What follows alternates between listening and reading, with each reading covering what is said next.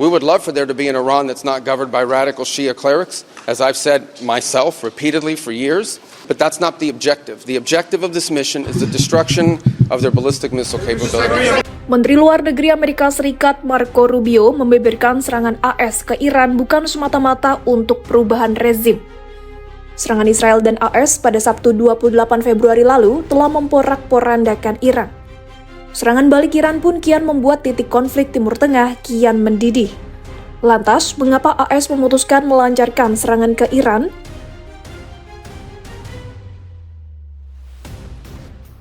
Dalam sebuah wawancara di Capitol Hill, Senin 2 Maret 2026, Rubio menegaskan bahwa operasi militer AS dan Israel bukan bertujuan untuk menjatuhkan rezim Iran. Tujuan utama serangan AS ke Iran adalah menghancurkan kemampuan rudal balistik Iran. Rubio menegaskan bahwa program rudal balistik dan nuklir Iran adalah ancaman yang harus dihancurkan. Namun, ia kembali menegaskan, operasi Epic Fury yang diluncurkan Amerika adalah untuk menghancurkan kemampuan rudal balistik Iran dan memastikan senjata itu tidak bisa dibangun lagi. And we were not going to sit there and absorb a blow before we responded, because the Department of War assessed that if we did that, if we waited for them to hit us first after they were attacked, and by someone else, Israel attacked them, they hit us first, and we waited for them to hit us, we would suffer more casualties and more deaths. We went proactively in a defensive way to prevent them from inflicting higher damage.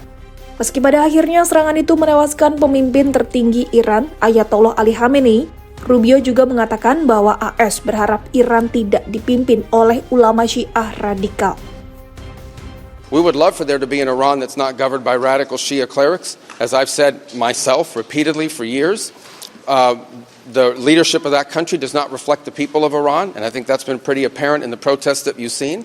If there's something we can do to help them down the road, we'd obviously be open to it, but that's not the objective. The objective of this mission is the destruction of their ballistic missile capabilities.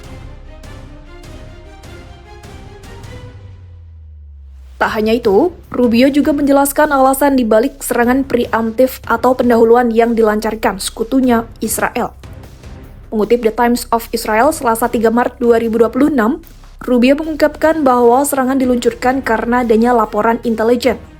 Rubio menyebut laporan intelijen itu melaporkan aset-aset militer AS di kawasan Timur Tengah akan menjadi sasaran Iran sebagai balasan atas serangan pendahuluan Israel. Ia mengatakan AS telah yakin bahwa jika Iran diserang, maka besar kemungkinan negara itu akan menyerang aset-aset militer AS di kawasan.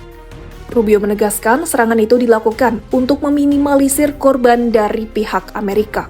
Caranya dengan menggunakan Israel sebagai penyerang awal untuk memancing Iran menyerang balik.